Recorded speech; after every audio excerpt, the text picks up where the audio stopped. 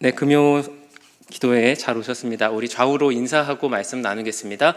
하나님은 우리를 사랑하십니다 라고 인사하겠습니다. 하나님은 우리를 사랑하십니다. 하나님은 우리를 사랑하십니다. 네, 하나님은 사랑이신 줄 믿습니다. 키에르케고르라고 하는 철학자이자 신학자인 사람은 이런 유명한 말을 했습니다. 인간은 신 앞에 선 단독자이다 라고 말입니다. 어려운 말처럼 들리지만 그 내용을 들여다보면 우리에게 은혜가 되는 부분이 있습니다. 키에르케고르가 이 말을 할 때의 배경은 19세기였고 당시에는 철학에도 사조가 있는데요, 실존주의라고 하는 철학 사조가 사회의 배경이 될 때였습니다. 그런데 이 실존주의를 어떻게 보냐에 따라 여러 각도로 볼 수 있겠지만 대표적으로 설명되는 단어가 바로 니힐이라고 하는 단어입니다.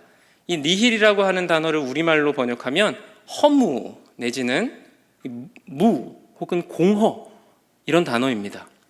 그러니까 당시의 배경은 인간이라고 하는 존재를 생각해 볼 때 인간은 아무것도 아닌 존재처럼 그저 이 세상에 내동댕이 쳐진 그런 존재로 인식되는 것이 보편적인 인식이었습니다. 그런데 키에르케고르가 말한 신 앞에 선 단독자라고 하는 이 말은 우리는 아무것도 아닌 것이 아니라 아무것도 아닌 것이 맞는데 우리는 하나님 앞에 설 때 아무것도 아닌 그런 겸손한 존재가 되는 것이지, 하나님께 서지 않은 그저 아무것도 아닌 인생이 무이고 허무이고 공허로 치닫는 그런 존재가 아니라고 하는 설명을 한 것입니다.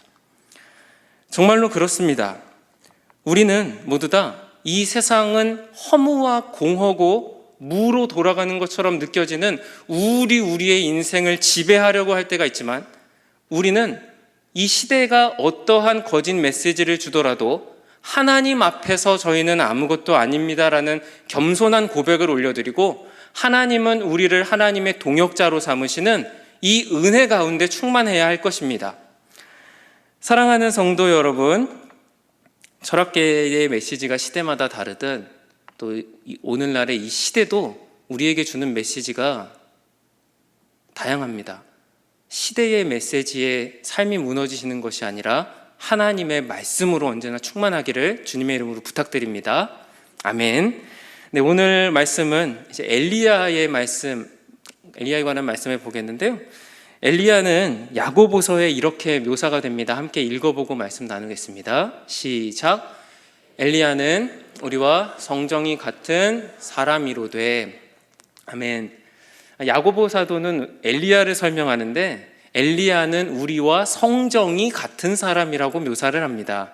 성정이라는 말은 성질과 그리고 심정으로 묘사가 됩니다. 그럼 엘리야가 어떤 점이 우리와 성정이 같은가? 오늘 함께 읽은 본문은 열왕기상 19장인데 이제 오늘 말씀을 이해하기 위해서 엘리야가 어떤 사역을 걸어왔는지를 먼저 보아야 합니다. 엘리야가 처음 등장했을 때는 이제 17장이고요. 길르앗 사람이고 디셋 사람이라고 묘사가 됩니다. 처음 그가 사역을 했던 것은 가뭄을 선포했습니다.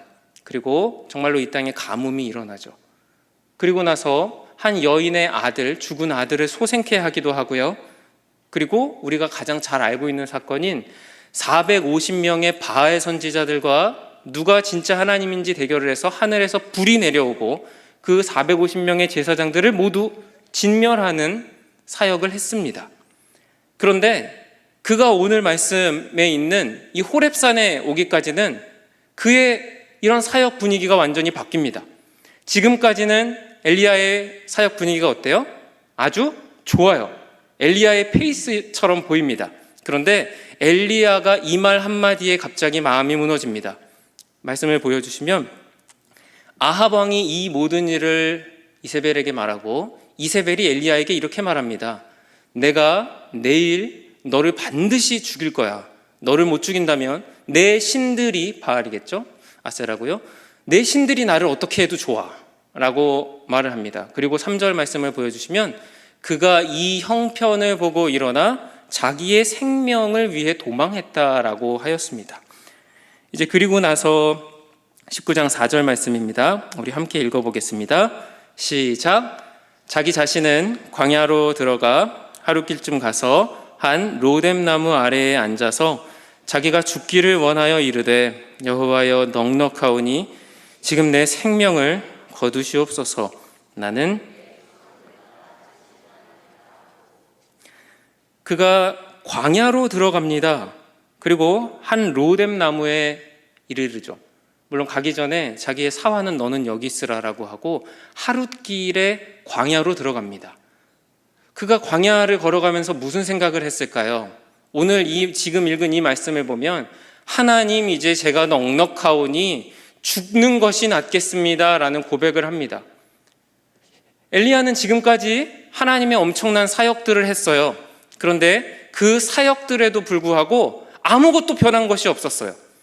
여전히 아합은 그대로 살아있고 이세벨은 내가 반드시 너를 죽이겠다고 선포하고 있어요. 그리고 무엇보다 자신의 이 사역들을 돌아보는데 나는 지금까지 뭘 한 건가? 이런 생각이 들었던 것 같습니다. 그리고 이 광야의 길을 걸어가면서 아마 펑펑 울었을 것 같아요. 나는 뭐 하는 건가? 이렇게 말이죠. 그게 로뎀 나무에서 보입니다. 여러분, 로뎀 나무라고 하는 나무가 어떤 나무인지 아십니까? 우리가 카페를 개업하거나 가게를 오픈할 때 이제 로뎀 카페 이런 식으로 이름을 많이 쓰는데요. 사실 성경에서 축복의 나무로 가장 유명한 거는 에셀 나무고요. 로뎀 나무는 이 높이가 2m에서 3m 정도밖에 안 됩니다. 그리고 그 나무에는 그늘이 아니라 그림자가 집니다. 그늘과 그림자의 차이를 혹시 아시나요? 그늘은 나무 밑에 돗자리를 피고 한 반나절 정도 낮잠 잘 수 있으면은 그늘이고요. 해가 질 때마다 이 돗자리 들고 한 1시간마다 자리 옮겨야 되면 그림자입니다. 높이가 2m에 불과합니다. 그늘이 안 생깁니다.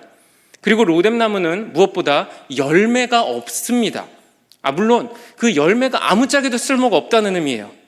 그러면 로뎀 나무는 어떨 때 쓰는지 아십니까? 영어로 로뎀 나무가 화이트 브룸이에요. 브룸 빗자루죠. 네, 우리 빗자루 만들 때 나무 묶는 그런 것 있지 않습니까? 그러니까 빗자루 정도로만 쓸 수 있는 그런 나무입니다. 광야로 혼자 걸어가다가 로뎀 나무를 만난 거예요. 자신의 인생이랑 너무 비슷해 보였겠죠. 열매도 없어 보여. 아무런 가치도 없어 보여. 이 허허벌판 광야에 혼자 피어 있는데 이게 내 인생이랑 똑같구나. 그리고 거기에서 주저앉아서 하나님 넉넉하니 제 생명 거두어 주세요 라고 말합니다. 그리고 이 하나님 넉넉하다라는 표현도 히브리적 언어를 살펴보면 하나님 이제는 지긋지긋합니다, 이 정도의 표현입니다. 우리 한국어로는 됐고요 뭐 이런 표현 있지 않습니까? 이 됐다가 하나님 정말 됐습니다 이 표현이 아니라 됐어요 이런 거절의 의미인 것처럼 한국어로 번역한다면 이 표현이 딱입니다. 네, 그렇습니다. 엘리야는 분명히 18장까지 엘리야의 페이스였는데 이세벨의 한마디 말로 인해서 아무것도 변한 것이 없다는 현실을 보고 광야로 들어가며 하나님 죽여주세요라는 기도를 합니다. 저는 처음에 이게 잘 이해가 안 됐습니다. 분명히 하늘에서 불이 내려오는 기적이 일어났고 또 450명을 진멸하지 않았습니까? 그런데 어떻게 사람의 말 한마디로 갑자기 삶이 이렇게, 태도가 이렇게 바뀔 수 있을까요? 근데 그럴 수 있더라고요. 사업에서 성공 가도를 달리고 있는 어떤 대표도 아주 예상하지 못한 이슈로 전혀 방향이 틀어지는 삶을 살기도 하고, 그리고 최고조의 인기가 다다른 연예인도 아주 짤막한 댓글 하나가 마음에 꽂혀서 극단적인 선택을 할 수도 있고요. 공부를 열심히 하던 성실한 학생도 어머니나 아버지의 한마디 말이 자기의 삶이 삐뚤어지고 완전히 내버려지는 그런 결단을 하기까지 이르지 않습니까? 네, 한마디의 말이 엘리야를 깊은 우울과 절망에 빠뜨렸습니다. 저는 오늘 말씀을 나누면서 이 우울이라고 하는 것을 함께 나눠보고 싶습니다. 여러분, 우울이라고 하는 것이 그러면 이것이 죄악이기만 할까요? 우울은 분명 감정 중에 하나이고 감정은 하나님이 선물로 주신 것입니다. 우리가 만약에 이 우울함을 전혀 느끼지 못한다면, 아예 사람이 기쁘기만 하고요, 늘 웃기만 한다면은 우리는 이걸 신경병리학적 질병으로 분류하기로 했어요. 조증이라고 병원을 가야 하는 상황인 거죠. 우리에게 이 우울이라는 것이 그것이 생긴다는 것만으로 죄악은 아닙니다. 하지만 그 감정을 내가 어떻게 선물로 주신 감정을 어떻게 왕적으로 다스릴 것이냐에 의해서 그것이 우리를 어둡게 하나님이 원하시지 않는 방향으로 이끌 때가 있습니다. 우울증이 우리에게 오는 이유를 좀 일반 은총적인 측면도 보고 또 이제 뒷부분에서 말씀 속에서 특별한 은혜도 보겠습니다. 여러분, 우울증이 오는 이유는 여러 가지가 있습니다. 햇볕을 못 쐬서 운동 부족 등등이 있는데 세 가지를 말씀드리고 싶습니다. 첫째는 완벽주의의 성향을 가지신 분들이 이 우울증에 더 빠지기가 쉽습니다. 그러니까 잘해야 한다는 강박에 사로잡혀서 꼼꼼하게 하려고 하지만 그게 잘 안 될 때에 먼저 불안함이 생기고 그게 불안 장애가 되고 그리고 그게 우울증이 될 때가 있습니다. 이런 분들이 혹시 이 자리에 계십니까? 혹시 이런 지체나 청년이 계신다면은 저는 이런 권유를 하고 싶습니다. 완벽이라고 하는 단어는, 우리가 완벽주의의 성향이 인간이 있는데요, 완벽이라고 하는 단어는 인간의 소유의 언어가 아니라는 것입니다. 완벽은 하나님만 가질 수 있는 단어입니다. 그래서 엘리야도 그의 사역이 완벽한 사역을 하는 것이 아니라 사역 가운데 완벽한 하나님이 드러나시도록 일하는 것이지, 우리가 무언가 공부를 할 때 완벽한 공부, 완벽한 취업, 완벽한 인생을 살려고 할 때 틀림없이 우울해질 수밖에 없습니다. 또 두 번째는 기질입니다. 섬세하고 예민한 사람들이 있습니다. 성향적으로 그런 분들이 더 우울증에 빠지기가 쉽습니다. 제가 이런 경우입니다. 저는 어려서부터 예민하고 남자인데도 불구하고 눈치를 엄청 많이 봤어요. 그래서 전 주일학교 때도 선생님들이 아이들이 말썽 부리고 말 안 들으면은 마음이 어려울 때가 있거든요. 이렇게 열심히 쏟아부어도 그 마음이 막 실망하실 때가 있어요.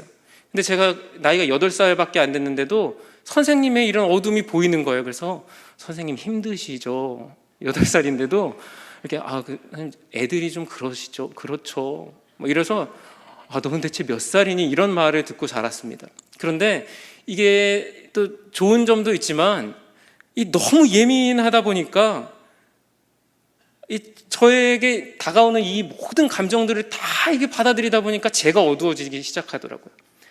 우리 가운데에도 예민하시고 혹은 더 감수성이 풍부하신 분들이 계실 수 있습니다. 그런데 그러실수록, 물론 이런 분들이 아니더라도요, 기쁨과 감사를 많이 훈련하셔야 됩니다. 왜냐하면은 제가 이 설교를 준비하며 박상미 교수님이라고 하는, 설교를 준비하는데 딱 같은 주제의 분이 간증을 하시는 걸 들었어요.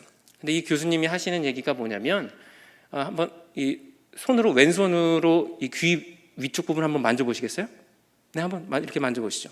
이 부분에요, 내리시고, 이 부분에 해마와 편도체가 있는데 이 지점에서 우리에게 있는 고통이 기억과 결합돼서 저장이 되는데요, 이 고통이 기억되는 위력이 우리가 즐겁거나 행복한 기억을 뇌에 저장할 때보다 한 4배 정도가 더 잘 저장이 된다고 해요. 그래서 즐거운 일보다는 슬픈 기억이 더 오래 기억되고, 칭찬보다는 욕먹은 게 더 뇌에 오래 남잖아요. 그게 우리의 방금 만진 이 부분에서 더욱더 고통에 관한 것이 강하게 기억되기 때문입니다. 그럼 고통이 3배 정도 더 잘 기억된다면 우리 뇌에서, 우리가 감사와 은혜를 뇌에 저장하기 위해서는요, 의도적으로 더 많이 감사하고, 찬양을 부를 때도 느린 찬양을 좋아하시는 분도 계시고 빠른 찬양을 좋아하는 분도 이 자리에 계시죠? 저는 느린 찬양을 좋아하는데요, 빠른 찬양을 부를 때 일부러 박수치고 더 많이 감사하려고 합니다. 우리의 뇌도 우리의 죄성으로 인해 이런 부정적인 욕과 고통만을 더 잘 기억하려고 한다면 우리가 그에 맞서서 성화의 노력도 기울여야 하지 않을까요? 또 한 가지 권면하고 싶습니다. 우리의 자녀들도요, 자녀들이 청소년 우울증, 아동 우울증들이 있습니다. 청소년 우울증을 우리가 너무 많은 경우 중2병으로 묶어가지고 다 너는 중2병으로 치부할 때가 있는데요. 그렇지 않습니다. 청소년들도 우울하고요. 혹은 아동들도 우울할 수 있습니다. 태아는 어머니의 뱃속에 있을 때부터 엄마의 기억과 감정, 영양분뿐만 아니라 엄마의 그런 것들도 학습을 한다고 하죠. 그리고 가장 중요한 거울 효과. 아기가 태어나서 그 아기가 어릴지라도 어머니가 하는 말, 아버지의 표정, 엄마 아빠의 태도와 엄마 아빠의 신경질과 분노, 다툼들, 그것들 다 보면서 학습해요. 그래서 종종 상담이나 심리 치료를 할 때 선생님 우리 애는 전혀 문제가 없는데요. 저희는 죄송합니다. 잘못 말했네요. 저희 부부는 전혀 문제가 없는데요. 저희 애는 왜 이런지 모르겠어요. 라고 아이를 상담하러 오는 부모들이 있는데요. 많은 경우 부부 안에서 이런 모습들이 있을 때가 많습니다. 그리고 세 번째는요, 이제 호르몬입니다. 호르몬의 교란이 있을 때는 약이 필요한 부분이 있습니다. 제가 이런 부분들을 어떻게 이렇게 잘 아냐고 질문하실 수 있는데요. 저도 우울증을 심하게 알아봤고요. 그리고 제가 신경정신과 병원에서 지금은 이제 코로나 때문에 멈추었는데 8년 정도 거기서 직원 예배와 또 환자 예배를 진행하는 사역을 했었습니다. 그래서 병원장님이랑 이런 대화들도 많이 나눴었어요. 그때 이제 제가 이 우울에 대해서 말하면서도, 그런데 이 우울의 기질이 하나님 편에 붙들려 있을 때는 하나님의 놀라운 쓰임을 받는 것도 저는 압니다. 제가 이 병원에서 사역을 하게 된 계기가 병원장님을 알게 되고, 원래는 이 병원에서 환자 예배를 진행을 했었는데 멈췄어요. 코로나 전 이야기입니다. 한 10년 전 이야기. 그런데 이제 저와 대화를 하시면서 이제 저도 우울증 알아봤고요, 예전에 이런 얘기들 다 하면서 병원장님이 그러면 너무 잘 됐다고, 종종 목사님들께서 병원 설교 오셔서 종종 세게 얘기하셔서 환자들이 상처받고 선생님 이거 안 하면 안 되냐고 그러는데, 그럼 장 목사님께 대화 좀 해보니까 장 목사님 딱이라고, 그럼 장 목사님 환자들이랑 예배 좀 잘 부탁합니다 이러고 사역이 시작됐어요. 그리고 물론 힘들었지만 이제 그 속에서 대부분 관심이 없습니다. 환자들 예배해도요 안 봐요. 뭐 레크레이션이나 여러 가지 동원해도. 그런데 그 속에서 제가, 여러분 저도 우울증으로 많이 힘들었었습니다, 한마디를 하면 고개 들고 있던 사람들이 다 고개 들고 집중을 하는 모습을 봤어요. 우리의 연약함들이 있지만, 그리고 우리의 감정도요, 이것이 우리에게 있어서 그것이 어두움으로 그저 우리를 내몰 것인지 하나님 편에 쓰임받게 해드릴 수 있는 것인지는 우리가 선택할 수 있다는 것입니다. 자, 그런데 엘리야는 아직 지금 이 부분을 잘 이해하지 못했습니다. 우리 10절 말씀 같이 한번 읽어보겠습니다. 시작. 그가 대답하되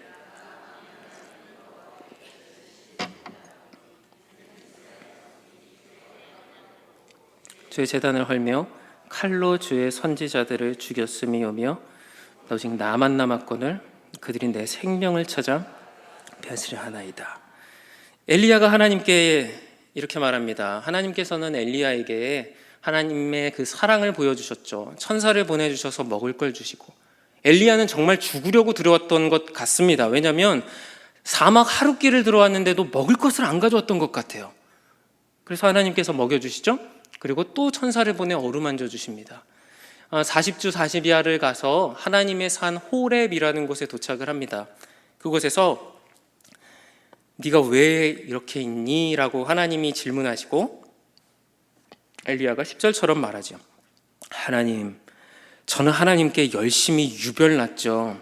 그런데 이스라엘 백성이요, 하나님 언약 버렸고 주님 제단 허물었고 칼로 주님 선지자들 죽였고 그리고 저만 남았는데 저도 죽이려고 합니다 라고 기도를 합니다. 하나님께서는 이 우울한 엘리야의 기도를 너무나 잘 들어주셨어요. 그리고 어루만져 주실 뿐만 아니라 이 기도요, 하나님께서 아주 정확하게 성취하십니다. 사랑하는 성도 여러분, 혹시 성경 읽으시며 이런 생각해 본 적 없으십니까? 여러분들이 기억하는 선지자 누구 있으십니까? 성경 초반에 등장하는 선지자 누구 기억나십니까? 모세, 사무엘 이런 사람들이 있죠. 또 아브라함.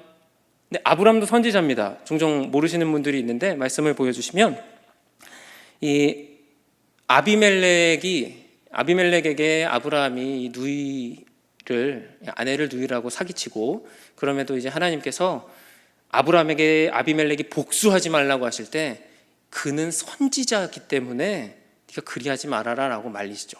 네, 아브라함도 선지자 맞습니다. 아브라함, 모세, 또 사무엘을 생각해 보실까요? 그런데 이러한 선지자들의 모습이요, 성경 뒷부분의 선지자를 한번 생각해 보실래요? 미가, 오바댜, 아모스, 대부분 다 어떠합니까? 뭔가 징계와 심판과 저주의 말씀들이 더 많이 있는 것처럼 느껴지지 않습니까? 근데 정말 그렇습니다.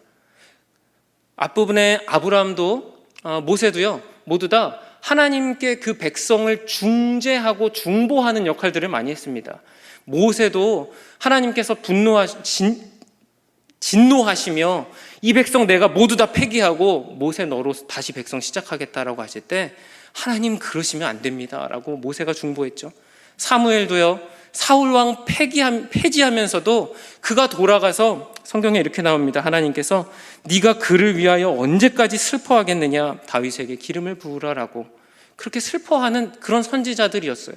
그런데 선지자들이 어느 순간 어느 기점부터 뭔가 너희가 하나님을 믿지 않으면 모두 다 진멸할 것이라고, 너희가 모두 다 지금 끝났다고, 이렇게 태도가 바뀝니다. 그게 바로 여기입니다. 엘리야는 언약 기소를 하고 있습니다. 그게 무엇이냐면 하나님께서는 이스라엘 백성과 이렇게 약속하셨죠. 이스라엘 백성이 너희가 내 말을 잘 듣고 나를 따르면 나는 너희의 하나님이 될 것이고 너희는 나의 제사장 나라고 너희는 나의 백성이 될 것이다. 그런데 그렇지 않고 너희가 나를 버리면 나도 너희를 버리겠다고 약속해 주셨어요. 호렙산에서. 그런데 엘리야가 지금 호렙산에서 어떤 기도를 하고 있죠?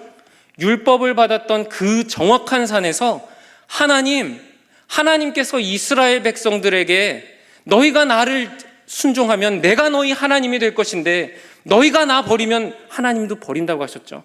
이 백성이 지금 하나님의 언약 버렸고 제단 허물었고 그리고 선지자들 죽였고 저만 혼자 있는데 저도 죽이려 합니다. 하나님 계약서대로 하십시오 라고 기도하고 있어요.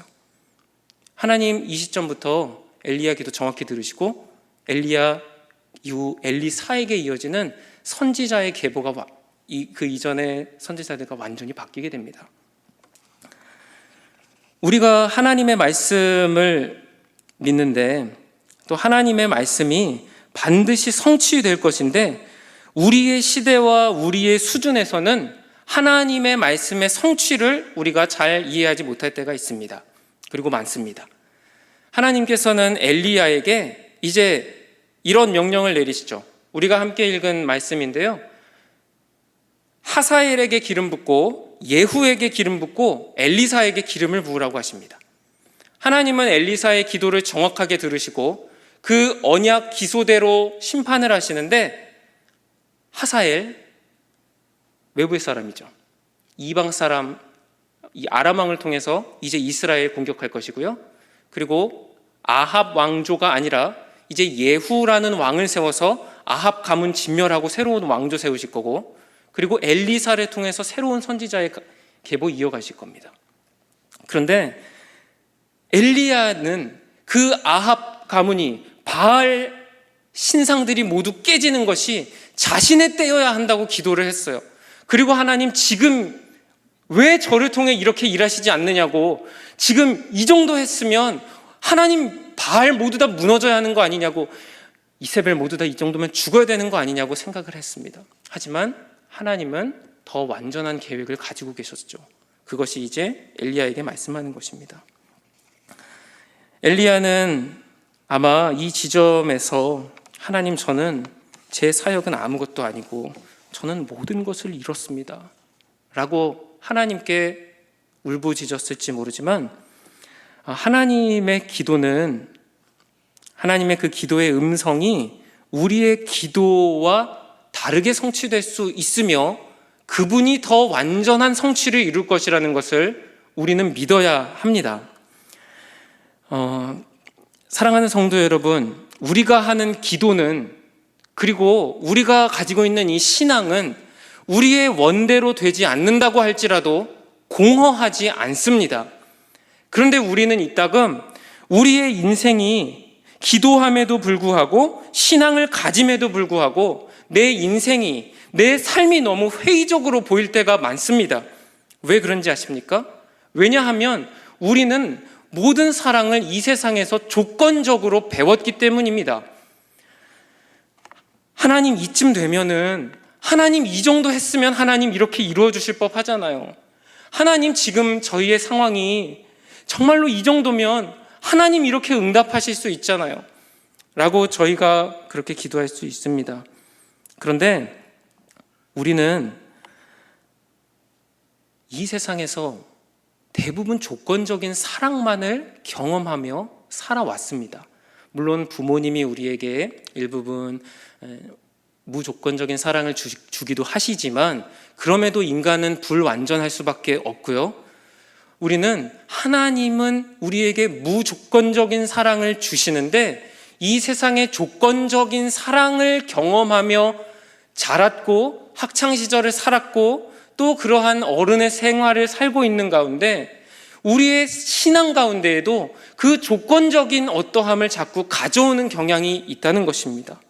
하지만 하나님 이렇게 말씀하여 주셨습니다. 하늘 끝에 내가 있더라도 내가 너를 찾아갈 것이고, 네가 바다 끝에 있더라도 나는 너를 찾아가 너를 사랑할 것이라고요. 시편 139편이죠. 하나님께서는 우리에게 무조건적인 사랑을 가지고 계시는 줄 믿습니다. 그리고 그 사랑은 변함이 없으십니다. 다만 우리의 인생을 살며 죄로 어두워지고 조건적인 사랑 때문에 우리의 어떠함을 드리면 하나님도 이렇게 하셔야 된다는 우리의 그러한 생각들이 우리에게 우울로 다가올 때가 있는 것이죠. 엘리야를 보겠습니다. 엘리야가 이렇게 말합니다. 열왕기상 19장 14절에 저는 이 단어가 참 마음에 와닿았습니다. 오직 나만 남았거늘. 하나님께 말하는 거예요. 하나님, 저는 혼자예요. 그런데 엘리야가 이 말을 몇 번 한지 아세요? 14절에 이렇게 말했고요. 10절 보여주실까요? 이 말은 똑같이 합니다. 하나님, 저 혼자입니다. 저만 남았거늘. 지금 이제 이 호렙산에서만 했는가? 그렇지 않았어요. 엘리야의 이 외로움은 그 이전부터 진행됐는데, 오늘 말씀 19장이고 18장 22절에 보면 하나님께 지금 엘리야가 백성에게 이르되, 이제 대결할 때죠. 450명과 여호와의 선지자는 나만 혼자 남았다. 엘리야는 계속해서 저는 혼자예요. 나는 혼자야. 그래, 나는 혼자지. 하나님의 사람으로서 혼자 있었는가? 그런데 그렇지 않았습니다. 다음 말씀 보여주시겠어요? 열왕기상 19장 18절에 보면 함께 읽어보겠습니다. 시작. 그러나 내가 이스라엘 가운데에 7,000명을 남기리니 다 바알에게 무릎을 꿇지 아니하고 다 바알에게 입맞추지 아니한 자니라. 아멘. 하나님께서 엘리야에게 저는 혼자입니다. 저는 혼자예요. 저는 혼자예요. 3번을 말할 때에 하나님께서 이 말씀을 하시기 전에 물론 이적을 보여주시죠. 바람이 붑니다. 산이 갈라져요. 바위가 깨져요. 불이 일어납니다. 그리고 그 전에 지진이 일어나죠. 그런데 그 어느 곳에도 하나님은 계시지 않았습니다. 그런데 세미한 음성으로 하나님께서 말씀해 주셨죠. 이제 이 말씀이 그 말씀인데 무엇이냐면, 엘리야에게 방금 말씀 보신 것처럼 엘리야, 너 혼자 아니야. 내가 바알에게 입맞추지 아니한 사람 7,000명 남겼어 라고 말씀해 주셨어요. 하나님이, 저는 오늘 말씀 묵상하면서 좀 짓궂게 느껴졌어요. 그럼 하나님 미리 말씀해 주시지. 엘리야가 나는 혼자야 라고 그 우울이 시작될 그때 혼자 아님을 보여주시지. 로뎀나무로 걸어올 때 펑펑 울며 고개 숙인 그 걸음 속에서 하나님이 7천 명 중에 만나게 해주시지. 그런데 저는 이런 생각이 들었어요. 사람이 우울하고요, 사람이 이런 어둠에 사로잡히잖아요. 믿음의 사람이 그 앞에서 손은 들어도 못 봅니다. 믿음의 친구가 떡과 물고기를 제공해도 그것을 못 봐요. 엘리야가 그런 상태가 아니었을까요? 그런데 하나님께서는 엘리야에게 최종적으로 이렇게 위로하십니다. 엘리야, 너 혼자 아니야 라고요. 사랑하는 성도 여러분, 첫 번째는 우리가 그 우울을 다루는 일반 은총적인 측면을 보았습니다. 두 번째는 하나님이 우리에게 주신 그 특별 은총인데요, 바로 하나님은 우리의 좋으신 사랑의 아버지가 되어주신다는 점입니다. 그런데 말씀드린 것처럼 우리는 우리의 그 인생의 어두움 때문에 하나님의 그 사랑이 바로 나의 뒤에서 꽃다발을 들고 있는데도 불구하고 그 사랑을 캐치하지 못할 때가 많습니다. 믿음의 동역자들이 나를 위해 새벽마다 기도해주고 있는데 내 마음에 어두움이 깔리면 그 기도가 전혀 발견되지가 않을 때가 있습니다. 오늘 이 자리에 혹시 그런 분들이 계십니까? 혹시 그 방 안에서 우울과 어두움에 사로잡히셔서 방의 도배지를 봐도 내 과거의 아픈 상처들이 걸려있고 시계도 장식도 아무것도 보이지 않고 내 지난날의 아픈 상처가 보이는 사람들이요, 내 마음의 가슴이 그 모든 벽면들이 다 상처로 헐어있는데 그것들을 내 직업이라는 옷장을 세워서 가리고 또 한쪽에 헐어있는 면은 교회 봉사로 가려놓고 그저 아무렇지 않은 척 어두움을 숨기고 사는 그런 지체들이요. 하지만 오늘 이 가운데 이 자리에 그런 분들이 계신다면 하나님 말씀하십니다. 지금 너의 눈이 가려 있을 뿐이지 내가 너를 한 번도 떠난 적 없고 너를 위해 기도하는 동역자들 7천 명 준비하였고 네가 바알과 아세라 450명 대결할 때 그 속에서 7천 명들이 어떻게 중보기도 했겠니? 그 말씀을 하나님이 해주시는 거예요. 그런데 엘리야는요, 조금 방향이 달랐어요. 하나님, 바람이 불 때 그렇게 역사해 주셔야죠. 바람, 홍해 바다가 갈라지는 도구였죠. 동풍이 불며 바다가 갈라졌어요. 불이요, 떨기나무의 그 불, 그리고 하늘에서 내려왔던 그 엘리야의 불, 지진이요, 모세에게 대적하였던 사람들, 그 고라당이 땅이 갈라지고 심판됐었죠. 하나님, 이렇게 역사해 주셔야 되는 거 아니냐고요. 그런데 하나님의 방향은 엘리야의 방향과 하나님의 방향은 우리의 기도의 방향과 조금 달랐습니다. 사랑하는 성도 여러분, 우리가 예배 시작하며 이렇게 인사했죠. 하나님은 사랑이신 줄 믿습니다. 할렐루야, 아멘. 그리고 그 사랑을 우리에게 계속 보여주십니다. 그 사랑의 정점이 바로 예수 그리스도지요. 엘리야가 엘리사에게 그 선지자를 계승합니다. 그런데 성경에서 또 선지자가 선지자를 세우는 내용 보셨어요? 없습니다. 그런데 선지자는 이제 엘리야부터 완전히 바뀌었다 그랬죠? 그 선지자를 계속 세워나갑니다. 그리고 나서 어디까지 가죠? 세례 요한이죠. 그리고 세례 요한이 바로 누구를 세워드리나요? 예수 그리스도. 그래서 우리 성경에는 내 뒤에 오시는 이라고 번역되었고요. 이게 바로 이 선지자들의 이 계승과 같은 단어입니다. 예수 그리스도, 완전한 사랑, 그리고 완전한 구원과 정의를 실천하실 분, 그분을 예비하는 과정으로 엘리야도 쓰임을 받은 것이죠. 이제 설교를 맺겠습니다. 키에르케고르를 저는 참 좋아했습니다. 왜냐하면 이 키에르케고르의 기질이나 태도가 저와 너무나 닮았기 때문입니다. 그래서 저는 이 키에르케고르가 많은 책들을 썼거든요. 그러면은 이 우울질의 키에르케고르가 그러면 이런 신학자니까 그럼 이 우울을 어떻게 다스려서 극복했을지가 너무 궁금했어요. 그래서 그가 쓴 서적들을 다 꺼내서 신대원에서 시간 가는 줄 모르고 본 적이 있습니다. 그러다가 우연히 키에르케고르가 그의 인생 저작의 거의 마지막에 쓴 책을 발견했어요. 아, 선생님, 그러면 그 인생의 마지막에 쓰셨으니까 저의 안에도 있는 이 우울과 어두운 파편들을 어떻게 다룰지 가르쳐 주세요 라고 그 책을 읽었는데요. 이제 이 책이 길어서 제가 짤막하게 좀 정리를 했는데, 그 책에는 이렇게 나와 있었어요. 우울과 회의, 그리고 세상에 버려진 것 같다는 생각으로 이 우울한 감정은 나를 평생 동안 괴롭혔다. 예수 그리스도를 믿고 나서도, 회심한 이후로도 이 우울은 내 속에서 끊임없이 일어났다. 나무에서 떨어져 다친 허리 통증이 우울과 더해져 나를 더욱 힘들게 했다.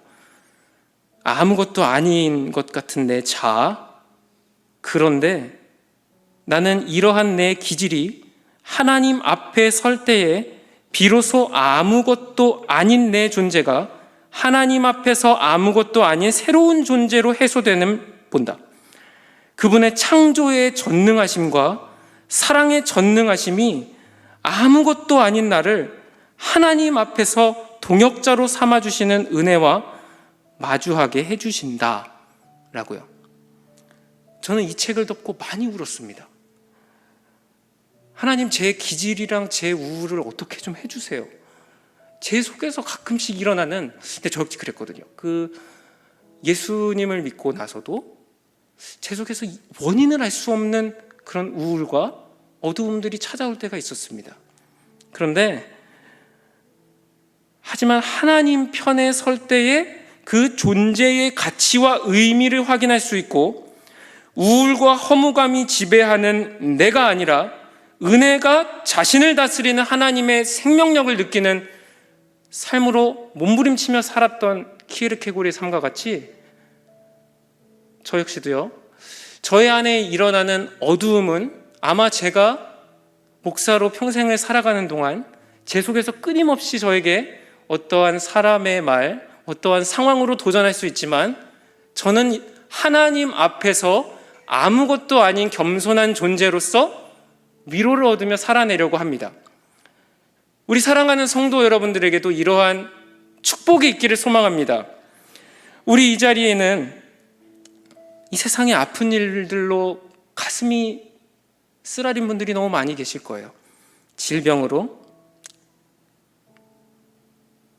자녀를 잃은 상처로, 경제적인 문제로 폭력을 겪고 있는 역기능적인 가정 속에 우리 주일학교 친구들도 있을 수 있고요. 청년들도요.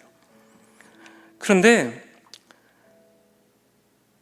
하나님의 임재는 우리에게 떠난 적이 없으신 줄 믿습니다. 하나님의 사랑으로, 그 예수 그리스도의 사랑을 발견하심으로 내면의 어두움으로 점철되는 것이 아니라 아름다운 생명력으로 소생되기를 주님의 이름으로 축복합니다. 우리 찬양하며 나아가겠습니다.